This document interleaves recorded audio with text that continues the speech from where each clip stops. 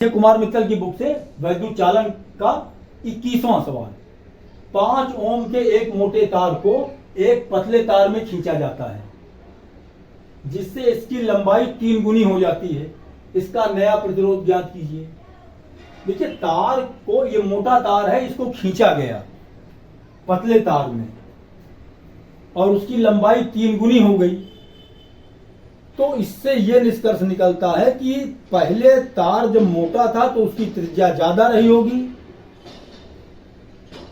जब पतले तार में उसको खींचा गया, तार पतला हो गया, तो अब उसकी त्रिज्या कम हो जाएगी। तो हम ये देख लें कि मोटे तार और पतले तार की दोनों की त्रिज्याओं में संबंध क्या है, कितना कम ज्यादा हो रही है त्रिज्या, यही हमको निकालना है। तो वही फार्मूला अप्लाई करना पड़ेगा कि जब उसी तार को खींच करके दूसरा तार बनाया गया तो तार का आयतन में तो कोई परिवर्तन होगा नहीं। तो मोटे तार का आयतन बराबर पतले तार का आयतन। देखिए, सवाल में जो दिया गया हो पहले हम उसको लिख लेते हैं। 5 ओम का एक प्रतिरोध तार है। 5 ओम का एक मोटे तार का पतले तार में खींचा जाता है। तो प्रतिरोध, पहला पतले तार का प्रतिरोध, ये मोटा तार है तो मोटे तार का प्रतिरोध, मोटे तार का प्रतिरोध, उसको हमने R1 कह दिया। ये 5 ओम है।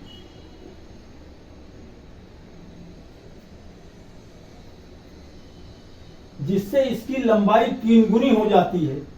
जब पतले तार में खींचा गया तो उसकी लंबाई 3 गुना हो गई। पहले उसकी लंबाई अगर L थी तो बाद में कितनी हो गई? 3L। पहले लंबाई, मोटे तार की लंबाई, मोटे तार की लंबाई L1 बराबर L मान लिया हमने। इधर लिख लें, देखिए, पतले तार की, पतले तार की लंबाई L2 बराबर कितनी होगी? 3L। भाई, पतला, बाद में जो तार हमारा है वो कितना हो गया है? जब पतला हो गया है तो 3 गुना हो गई लंबाई। पहले L थी, बाद में 3L हो गई। अब दोनों में संबंध क्या है? देखिए, मोटे तार का आयतन, मोटे तार का आयतन बराबर पतले तार का आयतन।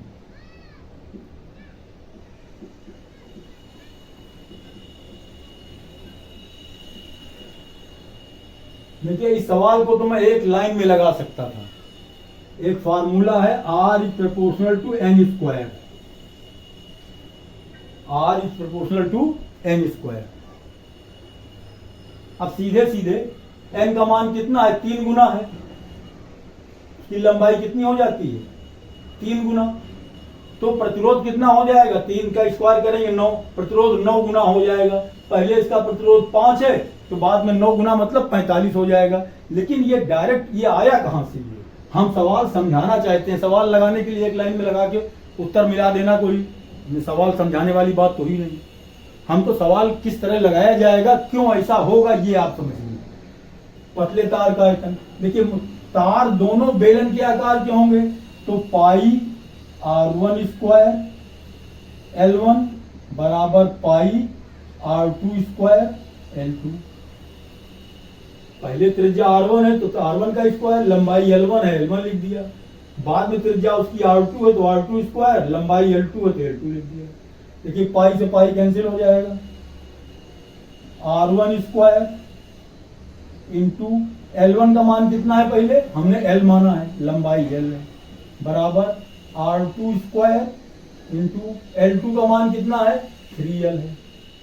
देखिए, L से L कैंसिल हो जाएगा। ये R1 स्क्वायर बराबर आ गया 3R2 स्क्वायर। ये हमको संबंध मिल गया R1 और R2 में। उनकी त्रिज्याओं में ये संबंध आया कि R1 स्क्वायर बराबर 3R2 स्क्वायर।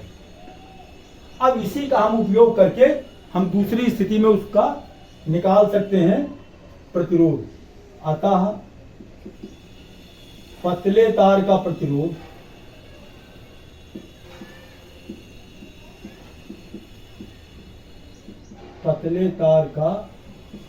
प्रतिरोध जो सवाल में पूछा गया है, R बराबर क्या होगा, रो L अपॉन ए। लंबाई दूसरा पतला तार है, L2 हो जाएगा। ए का मान, पहले रो का मान लिख लिया। रो का मान सवाल में तार खींचा जिसकी लंबाई 3 गुनी हो जाती है। नया प्रतिरोध ज्ञात कीजिए। चलिए विशिष्ट प्रतिरोध रो ही लिखा रहने दीजिए। अब हमको निकालना पड़ेगा पहले तार का प्रतिरोध, पहले वाले तार का प्रतिरोध R1 बराबर रो L1 अपॉन A1। भाई पहले तार क्या था, मोटा तार था, तो उसका अंतस्कार का क्षेत्रफल भी ज्यादा होगा, हमने A1 मान लिया। दूसरी स्थिति में R2 बराबर रो L2 अपॉन A2। ये हमारा समीकरण नंबर 1 हो गया, ये समीकरण नंबर 2 हो गया। समीकरण 1 में समीकरण 2 से भाग दे दें। समीकरण 1 में समीकरण 2 से भाग देने पर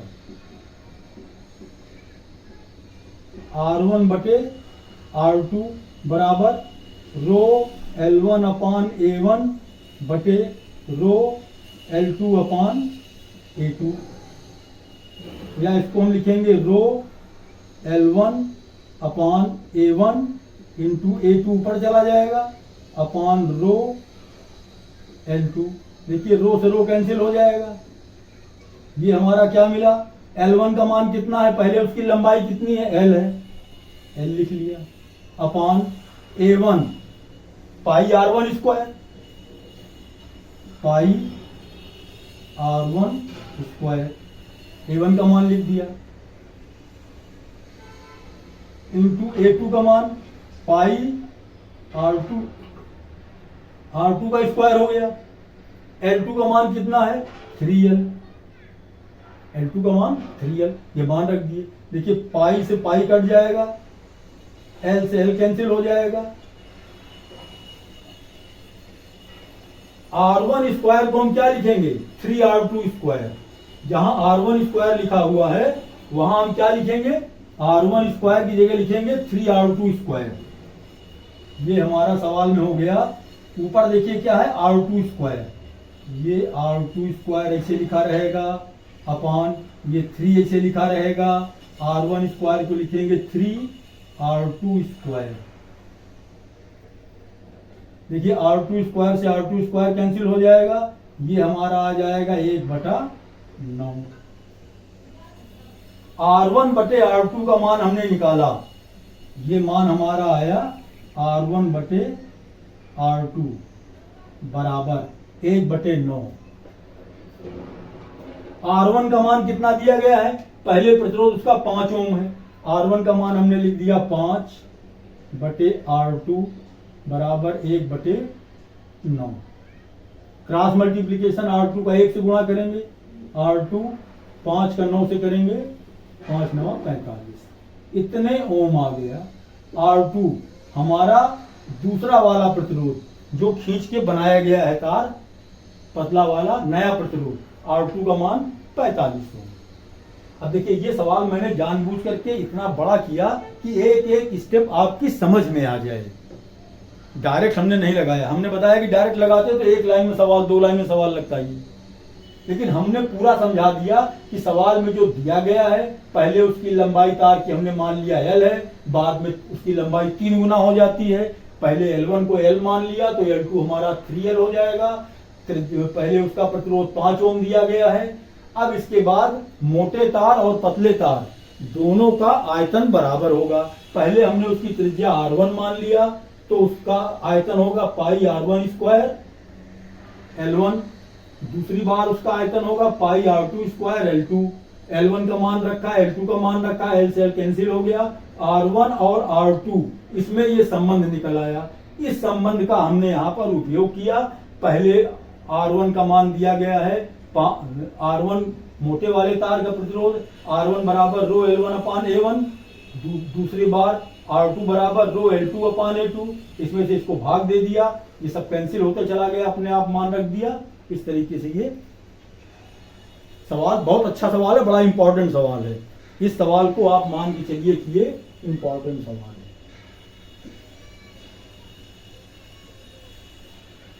इम्तिहान में इस सवाल पूछा जा सकता है। ये क्वेश्चन नंबर आपका 21वां सवाल है। देखिए कुमार मित्तल की बुक से वैद्युत चालन 22वां सवाल। एक R ओम प्रतिरोध के तार को खींचकर 3 गुनी लंबाई की जाती है। इस खींचे हुए तार को 3 बराबर लंबाई के तारों में काटकर उन्हें समांतर क्रम में जोड़ दिया जाता है। इस संयोजन का कुल प्रतिरोध ज्ञात कीजिए। देखिए एक R ओम प्रतिरोध का तार है, एक तार है जिसका प्रतिरोध R दिया गया है। यहाँ पर संख्या नहीं दी गई है, R के रूप में दिया गया है, प्रतिरोध उसका R है। उसको खींचकर लंबाई 3 गुनी की जाती है। इसके पहले वाला जो 21वां सवाल था उसमें भी लंबाई 3 गुनी की गई थी। जब लंबाई 3 गुनी की गई थी तो प्रतिरोध कितना बढ़ गया था? 9 गुना बढ़ गया था। अगर इसका प्रतिरोध 9R है तो जब 3 गुनी लंबाई वाला तार बनाया गया तब उसका प्रतिरोध कितना होगा? इसका 9 गुना, मतलब 9R हो जाएगा। अब अगर आपको पहले वाला सवाल समझ में आ गया है तो आप उसी से इसको भी 9R निकाल सकते हैं। चलिए मैं निकाल दे रहा हूं। पहले वाले तार का आयतन और जब खींच करके 3 गुनी लंबाई कर दी गई है तब उसका आयतन दोनों बराबर होगा। पहली स्थिति में आयतन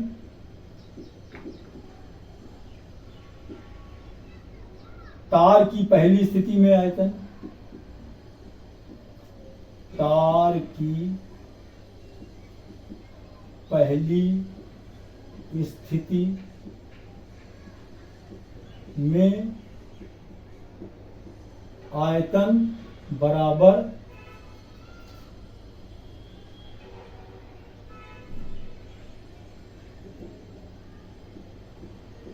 बाद की स्थिति में आयतन। बाद की स्थिति का मतलब कि जब उसको खींचा गया और लंबाई 3 गुनी कर दी गई उस समय। अब देखिए हम कुछ चीजें मैं स्टार्ट करूंगा। पहली स्थिति में इसका आयतन, आयतन तो वही पाई R स्क्वायर होगा, पाई R स्क्वायर R1 स्क्वायर लंबाई L1 बराबर पाई R2 स्क्वायर लंबाई L2। पाई से ये पाई कैंसिल हो जाएगा, R1 स्क्वायर इंटू लंबाई पहले मान लिया हमने L है R2 स्क्वायर, बाद में लंबाई कितनी हो जाती है? 3 गुना 3L हो जाती है। अब आप इसको लिख लीजिएगा, पहले लंबाई L1 बराबर L, L2 बराबर 3L। आप इसको सब लिख लीजिएगा, मैं सीधे सीधे बता दे रहा हूं। L1 पहली स्थिति में उसकी लंबाई अगर L है तो जब उसको खींचा गया तार को उसकी लंबाई 3 गुनी कह रहा है, 3 गुनी लंबाई की जाती है तो बाद की लंबाई उसकी हमने 3L कह दिया। अब देखिए L से L कैंसिल हो जाएगा, ये हमारा R1 स्क्वायर बराबर 3R2 स्क्वायर, ये R1 और R2 में संबंध आ गया। अब इसी तरीके से हमको निकालना है उनका प्रतिरोध। तो प्रतिरोध क्या होगा? पहली स्थिति में प्रतिरोध R1, पहली स्थिति में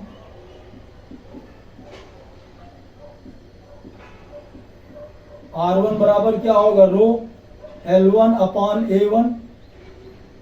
बाद वाली स्थिति में R2 बराबर रो L2 अपान A2। पहली वाली स्थिति से बाद वाली स्थिति, ये समीकरण नंबर 1, वही काम करना पड़ेगा। समीकरण नंबर 2, 1 से 2 में भाग दे दें तो R1 बटे क्या हो जाएगा? R2 बराबर रो L1 अपान A1। जब इसको भाग देंगे तो A2 ऊपर चला जाएगा, A2 अपान रो L2। अब देखिए ये रो से रो कैंसिल हो जाएगा, ये मिलेगा हमको L1, पहले उसकी लंबाई कितनी है L अपान A1 का मान क्या होगा, पहले उसका area of cross section pi R square होता है, तो pi R1 square into A2 pi R2 square upon L2 लंबाई 3L। ये देखिए L से L कैंसिल हो जाएगा, पाई से पाई कैंसिल हो जाएगा, R1 बटे R2, R1 बटे R2 का मान आ गया R2 स्क्वायर अपान R1 स्क्वायर, और ये 3 इसके साथ ऐसे लिखा रहेगा। ये हमारा आ गया R1 और R2 में संबंध। R1 का मान कितना है, R1 मतलब पहली स्थिति में उसका प्रतिरोध R दिया गया है, तो R1 का मान हम क्या लिखेंगे R, R1 का मान लिखेंगे हम R बटे R2 बाद में उसका प्रतिरोध R2 स्क्वायर। अब देखिए ये R2 स्क्वायर और R1 स्क्वायर का जो संबंध निकला है यहाँ पर, उसी का यहाँ उपयोग करेंगे। R2 स्क्वायर ऐसे लिखा रहने देंगे, R2 स्क्वायर ये ऊपर लिखा हुआ है, अंश में लिखा हुआ है 3R1 स्क्वायर बटे में है, तो 3R1 स्क्वायर, R1 स्क्वायर का मान कितना है 3R2 स्क्वायर, तो R1 की जगह लिख दिया हमने 3R2 स्क्वायर। R2 स्क्वायर से R2 स्क्वायर कैंसिल हो जाएगा, ये आएगा 1/9 क्रॉस R1 R अपान R2 बराबर 1/9, तो तेरे गुणा कर लें, R2 बराबर क्या हो जाएगा 9R। ये हमारा आ गया बाद में R2 माने जब उसको खींचा गया तब उसका प्रतिरोध कितना है 9R। पहले उसका प्रतिरोध R था, बाद में इसका प्रतिरोध हो गया 9R। अब इसके बाद क्या किया गया, तार को 3 बराबर लंबाइयों में, लंबाई के 3 तारों में इसको काट दिया गया। देखिए ये हमारा तार है, अब इसको 3 भाग में काट दिया गया, पहला भाग, दूसरा भाग, तीसरा भाग। इसका कुल प्रतिरोध कितना है 9R है, तो एक भाग का प्रतिरोध कितना होगा 3R इसका होगा, 3R इसका होगा और 3R इसका हो जाएगा। ये जो 9R का प्रतिरोध हमारा है खिंचा हुआ तार, अब इसको 3 भागों में बांटा गया है, तो प्रत्येक भाग का प्रतिरोध कितना कितना हो जाएगा 3-3 हो जाएगा, 3R इसका, 3R इसका, 3R इसका, तो 3R 3R 3R ये हमारा कुल ये 9R हो जाएगा। अब देखिए यहीं पर इसको समझना है हमको कि इन तीनों तारों को अब समांतर क्रम में जोड़ा गया, इनको समांतर क्रम में जोड़ा गया है। समांतर क्रम का मतलब हुआ एक ये तार, एक ये तार, ये एक ये तार, इन तीनों को समांतर क्रम में इस तरीके से इसे जोड़ दिया गया। ये हमारा एक तार है यहां से यहां तक, ये दूसरा तार है, सब बराबर हैं। चलिए इसे कर दें इसको,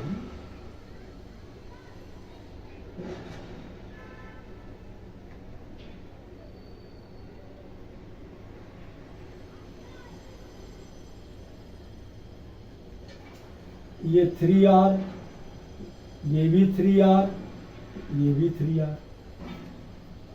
बस यही से यहां समझने वाली बात है कि ये जो अब तार कह रहा है कि उनको खींचे हुए तार को 3 बराबर लंबाई में काटा गया, तो 3 बराबर लंबाई में काट दिया गया। तीनों का प्रतिरोध कुल पहले 9R था, ये 9R 3-3R में बंट गया। अब इनको समांतर क्रम में जोड़ेंगे तो समांतर क्रम में तुल्य प्रतिरोध क्या होगा, हमने मान लिया कि तुल्य प्रतिरोध माना, तुल्य प्रतिरोध माना समांतर क्रम में जोड़ने पर तुल्य प्रतिरोध, कुल प्रतिरोध, एक ही बात हुई, R डैश है,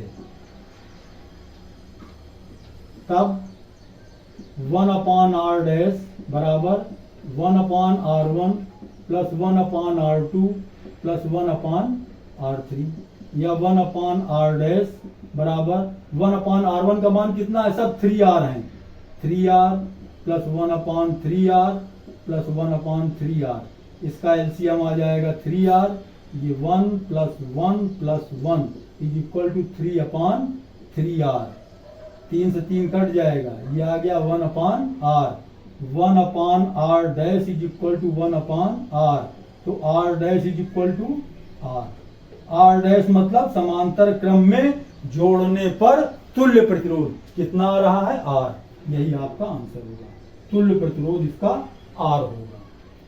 इस तरीके से ये क्वेश्चन आपका 22वां सवाल, हमने इसको भी पूरा समझा दिया इस तरीके से, बस R उसका R प्रतिरोध है, शुरू में दिया गया है, और जब उसको खींचा गया लंबाई 3 गुना कर दी गई तब उसका प्रतिरोध कितना हो गया, 9R। अब इसके बाद उस खींचे हुए तार को 3 बराबर भागों में काट दिया गया, तो 3 भाग में काटा गया तो तीनों का प्रतिरोध कितना हो जाएगा, इसका 1/3 ये हो जाएगा, 1/3 दूसरा, 1/3 तीसरा, तो 3 से भाग दे देंगे, 3R ये, 3R ये, 3R ये, 3R ये, 3R ये, 9R हो गया। अब इनको समांतर क्रम में जोड़ दिया गया, तो समांतर क्रम में तुल्य प्रतिरोध निकालने का यही तरीका है, 1/R = 1/R1 + 1/R2 + 1/R3, इससे हमने निकाल लिया, R डैश बराबर R आ गया। क्वेश्चन नंबर 22वां आपका पूरा हुआ।